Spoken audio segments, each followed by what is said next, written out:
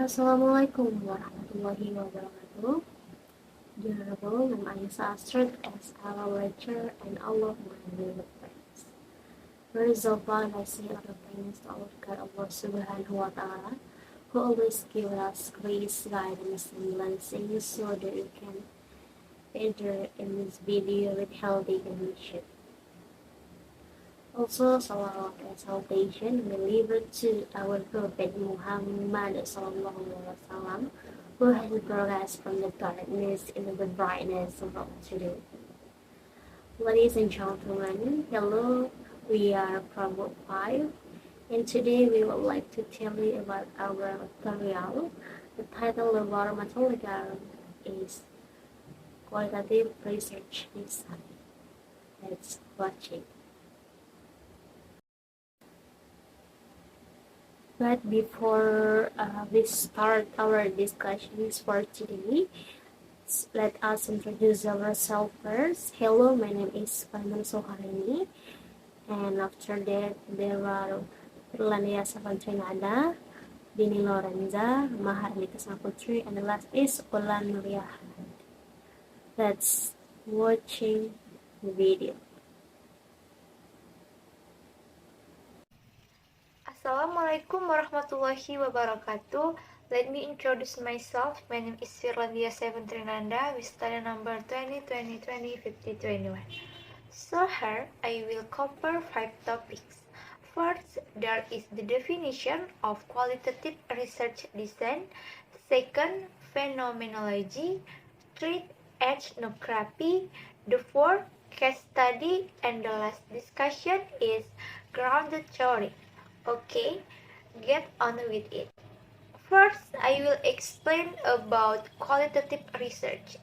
Definition of qualitative research involves written or spoken language from visible persons and actors. Qualitative method describe and analyze individual or groups, occurrence, events, social dynamics, attitude, beliefs, and perception. Qualitative research has fewer responded or study objects than quantitative research because it prioritizes data depth about data quantity. A type of research that focuses on explaining the reality of the world through the perception of the participant. Characterized by the research active involvement when interacting with participants when getting data in the natural setting. Results of the research study tend to be subject as it is affected by the perception and opinions of the respondent based on their experience. Next material about 5 qualitative research methods. First, phenomenological. Phenomenological research is qualitative study that eventually observes and listens to people's explanation and understanding of their experience. Phenomenological study seeks to understand and explain a person's life experience, including interaction with others and the environment. Phenomenological research emphasizes finding, studying, and communicating the significance of occurrence, events, and their relationship with ordinary people in given contexts.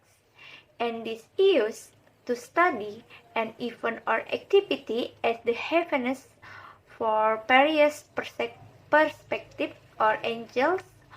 We oftentimes as interview and video on-site visit, basically anything and everything we can get out our hands and to collect data about task, perspective, and insight from a variety of participants is primarily an experience or perception-based research method. A clear example of this would be, let's say, you're a school leader or classroom teacher and you're trying to ask his method to understand how students make choice about the book they read about college and apply to or why the agents in particular after school activities. Okay, next about ethnography. Ethnography is a branch of the social science and humanities. Ethnography is from the word ethnos, which means tribe, and graphian, which means writing or description. Ethnographic studies examine how people in a society use language to communicate. It also examines how language shape and function society. Ethnography can be briefly defined as the systematic study of people and cultures. It is designed to explore cultural phenomena where the research observed society from the point of view of subject study. It is a means to present graphically and in writing the culture of a group. Ethnography is a qualitative research method where researchers observe and or interact with the study participant in their real-life environment. It was intensely popular in field anthropology, but is now as across a wide range of social scales. A good researcher required when observing and or interacting with target audience in their real life environment. Ethnographic studies are usually conducted through interview participant or observation and survey. The characteristic of ethnography research. First, cultural tense. Ethnographic research focuses on developing culture and implementing it by a particular ethics group. Second, a culture sharing group. The second characteristic implies the ethnographic research can be carried out on two or more people with the same attitude, language, and behavior. Third, based on fieldwork data in ethnographic research is taken intelligent ethnographers going directly to the field or research location. And the fourth, description in anthropography. The description in ethnography contains a detailed description and explanation of what the object did during the research. And 5. Context or context. The context in ethnographic research is the overall setting of the place, situation, or environment surrounding to the cultural groups under study. And the last, research reflectivity. The characteristic means that the concise and often attitude towards and the researcher's role will create a feeling or reference shared between the person going to the study and the thing being researched. Okay, and the next types of ethnographic research. The following are various ethnographic research based on expert opinions. First, religious ethnography. Religious ethnography shows objectives contained in the cultural group reported from a third person point of view. The researcher will be described the phase in the detail and report what is offers and how the from group participant will maintain objective. And the second, critical and creepy. No ages. Critical and creepy is also popular. This critical and creepy approach is research that tries to respond ongoing social issues such as gender or emancipation, power, status, and any kind of right and equity. Next slide about case study. Case study research is a method used to find or investigate problem in depth out about an individual, group, institution, social movement, or even related to the phenomenon, context, and time. It means that the problem or phenomenon that occurs is limited in the time and might not be the same in the future. Therefore, its case study research is closely related to the present situation. Used to grade in depth and detailed information about the subject, which could be anti-organization, an event, or something legit like a country. The nature of the qualitative research method can be explanatory or exploratory. Next is characteristic of case study research. First, a study has a characteristic to be cited to be good research. The characteristic of good case study research have the following characteristic.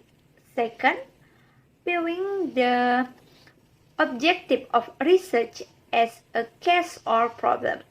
Third, viewing of as causes contemporary phenomena.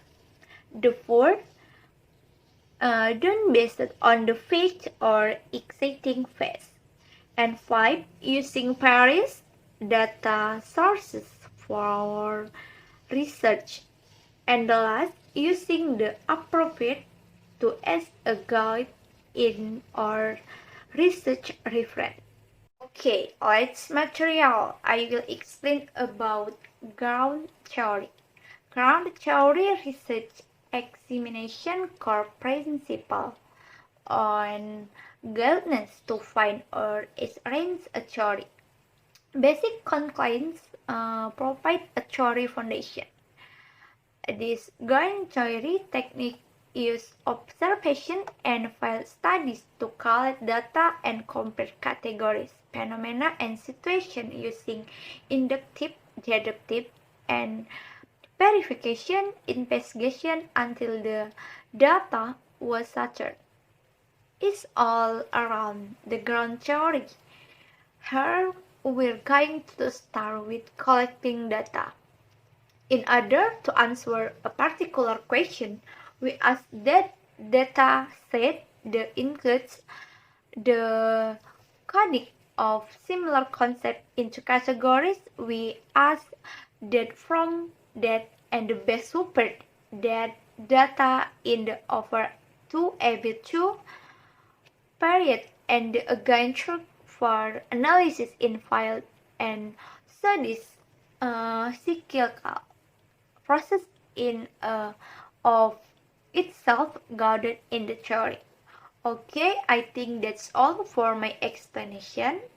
Thank you. Wassalamualaikum warahmatullahi wabarakatuh. Well, thank you so much for the good explanations from my partner, Firlandia Samantrinanda. So the next material is about historical method. So let's start with historical method. So next it is about historical method.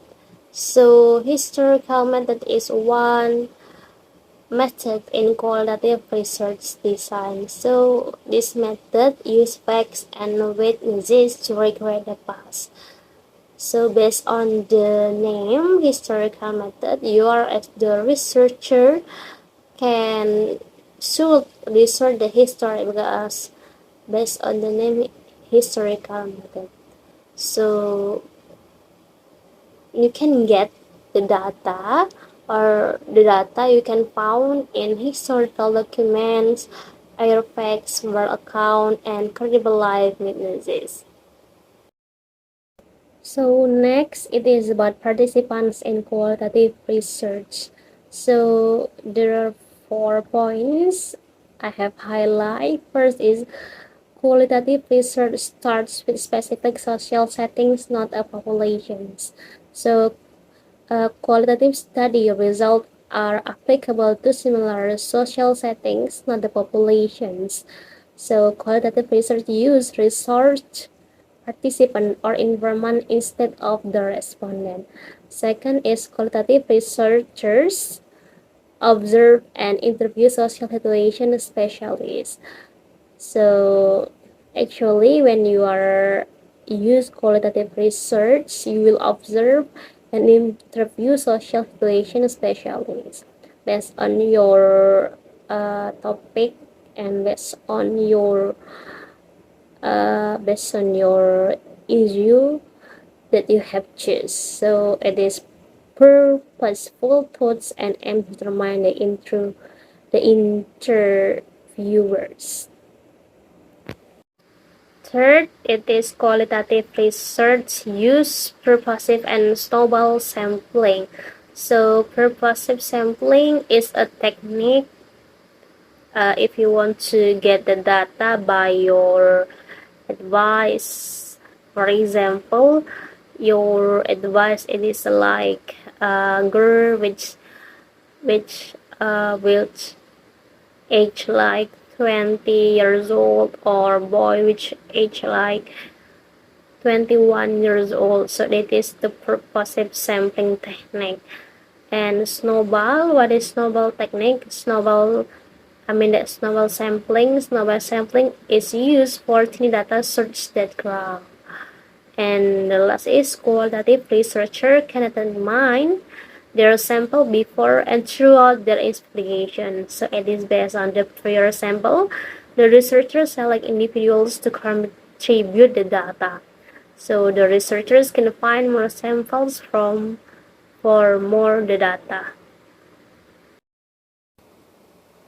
So next it is about the qualitative data collection. As you can see in your screen, qualitative data is collected data by observations, documentations, and interview. But now I would like to tell you about interview. So interview is one way to collect the data in quantitative research design. So in interview, the dialogue takes place between a researcher and respondent, and the researcher and the respondent exchange the information about the issue, formulation, or study topics. And also the question should be simple, open-ended question, and it should brief too, because it should be recorded too for the last 19 minutes, and after that the researcher will summarize and write in the result of the interview. So after we know about the interview, actually in quantitative research there are various interview models like deep interview, interview with general instructions, upon standard interview, structured interview, unstructured interview, and lastly semi-structured interview. But now I just would like to tell you about the interview. As you can see in your screen, deep interview. The interviewer and interview have a familiar connections.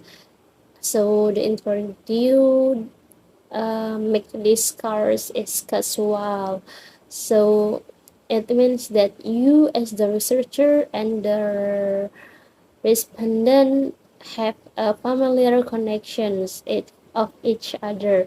So in-depth interviews are useful when you want to when you want to detail information about a person's thoughts and behaviors or want to explore new issues in depth. So it means that if you want to research uh, a topic and you want to get the detailed information about a person's thoughts and behaviors or want to explore new issues in depth, you can use that interview. Assalamualaikum warahmatullahi wabarakatuh. Let me introduce myself. My name is Dini Lorenza with student ID number 2020-5034. Well, I will continue the material that has been explained by Pani before. Second, interview with general instruction.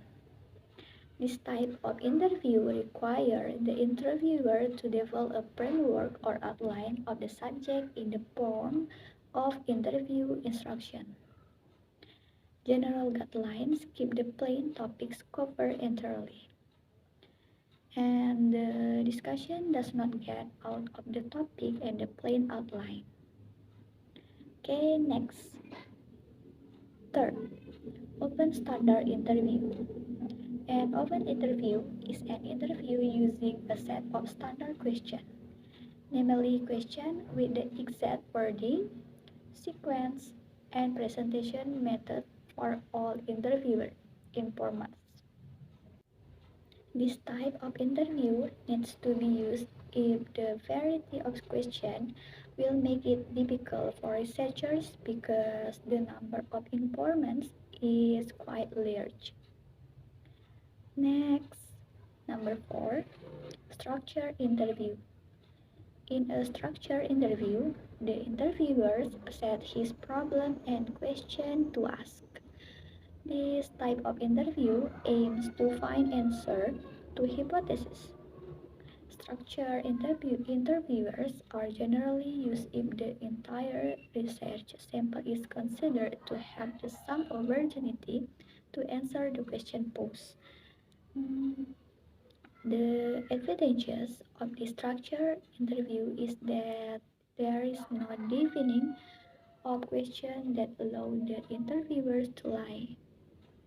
That's why structured interview are also known as plain pattern interviews or better known as standardized interviews. And now, number 5, unstructured interview. An unstructured interview, sometimes called a non-directive interview, is a data collection method in which the question or the order they are asked are not predetermined. Unstructured interviews stress expectation, deviation, unexpected interpretation, reinterpretation, persuade, expert viewpoints, or solitary perspective. The difference between this and a structured interview is the time to ask questions and provide a more unrestricted response. In an unstructured interview, the questions are not prepared in advance because they are adapted to the circumstance and unique characteristic of the research person or informant. And the last, semi-structured interview. An open-ended interview is underway. The research person replies prompt further inquiries, which intensifies information meaning during the session. Interview refers to a series of open-ended questions. This method allows new questions to arise because of the answer given by the research person so that during the session training information can be carried out in more depth. Okay, I think that's all for my explanation. Thank you. Assalamualaikum warahmatullahi wabarakatuh. My name is Sulan Nuria Haranti with student ID number 2020-5030. So first, I will talk about interview guideline. Interview guideline makes an interview run effectively according to the plan prepared. So the researcher needs to develop an interview guide as a guide for the interview. The benefits of interview guidelines are: first, the interview process went according to plan. The second is the interview can collect answers from informants as desired by the researcher. In the third, it is easier for researcher to classify the data. The fourth is researcher concentrate more on submitting questions according to the focus of the study in research. And the fifth is anticipating missed questions. And next, B, observation. Observation is a systematic and purposeful exploration of occurrence, especially with the eyes, that may be examined afterward. There are several forms of observation. First, participatory observation or participant observations involve the researcher in the informant's everyday activity to collect development data. The second, researcher use unstructured observation to adapt to field change. The third is a group of researchers observe a study topic. Next is C, documentation. In documentation derives from the word document or written products. The term documentation technique refers to process for gathering the data by documenting data that already exists.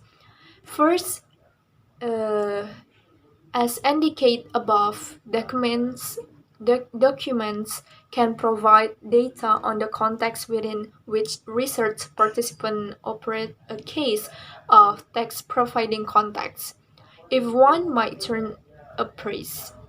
Bearing witness to past events, documents provide background information as well as historical insight. Such information and insight can help researchers understand the historical roots of specific issues and can indicate the condition that impinge upon the phenomena currently under investigation. The second is information contained in document can suggest some questions that need to be asked and situations that need to be observed as part of the research.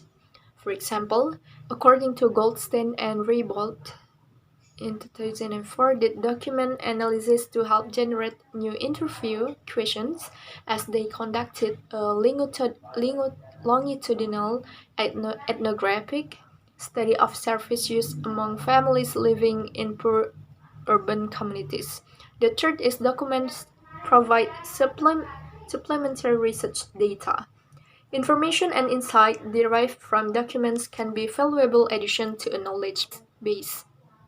And the fourth is documents provide a means of tracking change and development, where various drafts of a particular documents are accessible.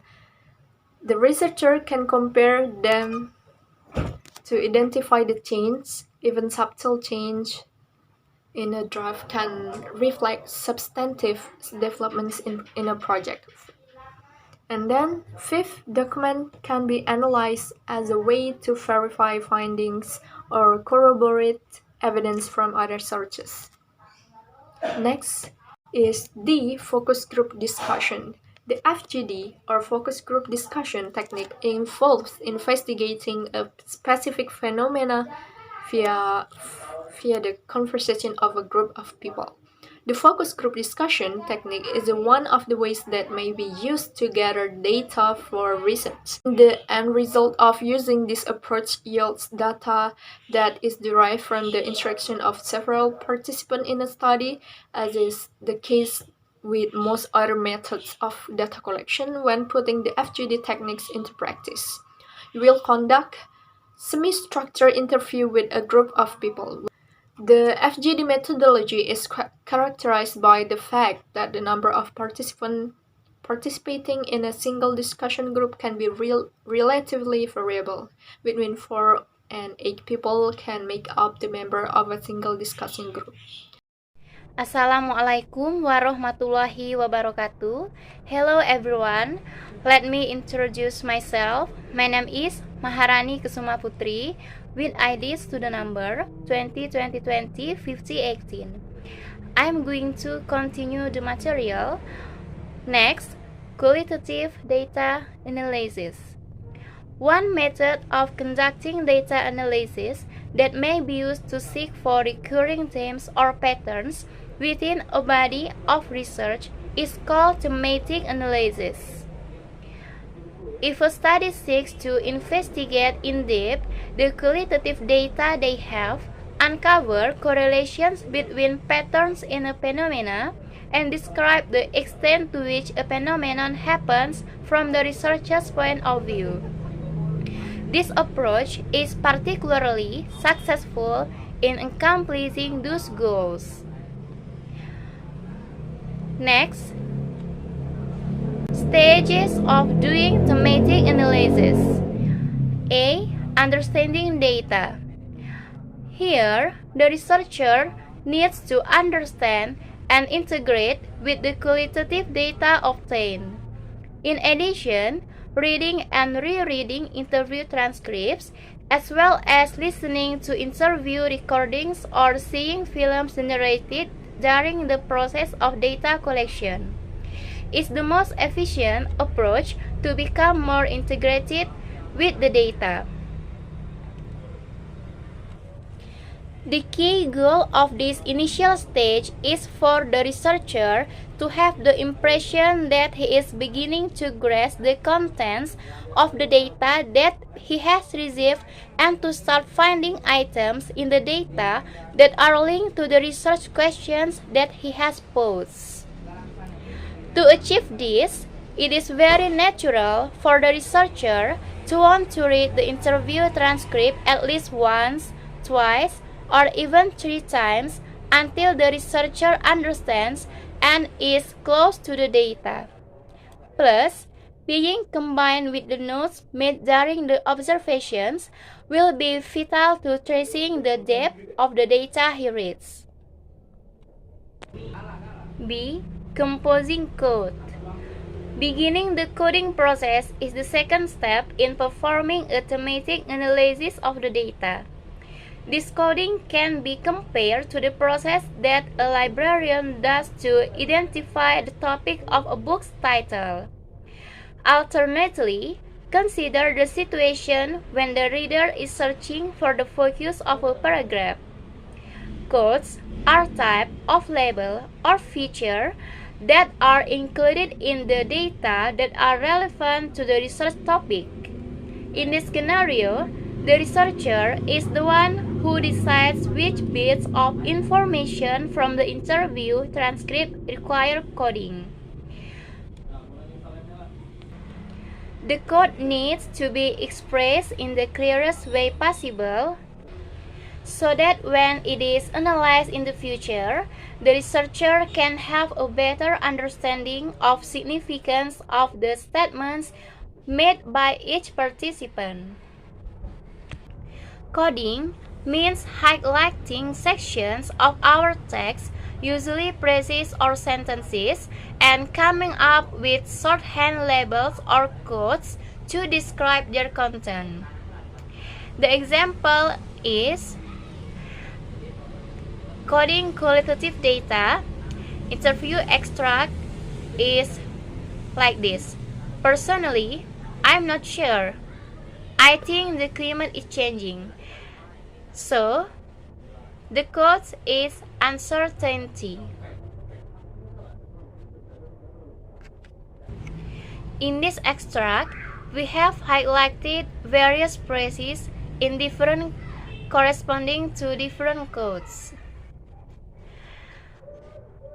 After we have been through the text, we collate together all the data into groups identified by code. These codes allow us to gain a condensed overview of the main points and common meanings that recur throughout the data. And then C. Searching for themes. Research objectives need to be reflected in the theme. This theme identifies anything significant in the data that is connected to the strategy used to formulate the research problem. The pattern of the occurrence that is being studied may be described using this theme. Themes are generally broader than codes. Most of the time, you will combine several codes in a single theme. In this example, turning codes into themes, codes are uncertainty, leave it to the expert, alternative explanations, and the theme uncertainty. At this stage, we might decide that some of our codes are too vague or not relevant enough, for example, because they don't appear very often in the data, so they can be discarded. Other codes might become themes in their own right. In my example, we decided that the code uncertainty made sense as a theme, with some other codes incorporated into it. Again, what we decide will vary according to what we are trying to find out. We want to create potential themes that tell us something helpful about the data for our purposes. Okay, now data trust. Next, data trustworthiness. The process of determining whether or not qualitative research is accurate and reliable is referred to as verifying the validity of the data. The concept of data trustworthiness covers the requirements for the degree to which the data are credible, transferable, dependent, and confirmable. In addition to the four criteria, the qualitative methodology includes 8 data checking approaches, which are as follows: participant extension, observation persistence, triangulation, peer checking, sufficiency of references, negative case studies, member checking, and extensive descriptions. So I think that's all of my group presentations. Thank you so much for your great attention. Saya say wassalamualaikum warahmatullahi wabarakatuh.